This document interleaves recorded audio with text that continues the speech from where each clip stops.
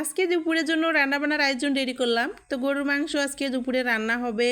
আর আজকে কিন্তু বাসায় মেহমান আসছে আমাদের, সেজন্য কিন্তু গরুর মাংস রান্না করব। তার জন্য এই যে রসুন, পেঁয়াজ, মরিচ সব কিছু রেডি করে নিয়েছি। এখন শুধু মাংসটা আমি রান্নার কাজে লেগে যাব।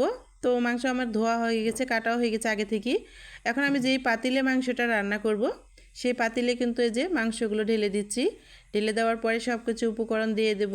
আর এখন আমি দেখেন সব কিছু উপকরণ আগে থেকে দেওয়ার পরে মাখানো শুরু করে দিলাম। আর মাংসতে কয়েকটা আস্ত রসুন দিয়েছি, কারণ আস্ত রসুন কয়েকটা দিলে কিন্তু খেতে বেশ ভালোই লাগে। তো এই যে দেখুন কয়েকটা আস্ত রসুন দেওয়া হয়েছে। তো মাংসটা আমার মলাঙ্গি রেডি। এই পর্যায়ে আমি ইন্ডাকশানে বসাই দিলাম রান্নার জন্য। আর ঢাকনাটা দিয়ে দিলাম কিছুক্ষণের জন্য। কিছুক্ষণ অপেক্ষার পরে কিন্তু এই যে ঢাকনাটা এখন আমি উঠাই নিচ্ছি। তারপরে দেখেন মাংস আর রসুনগুলো অনেক সুন্দরভাবে সিদ্ধ হয়েছে।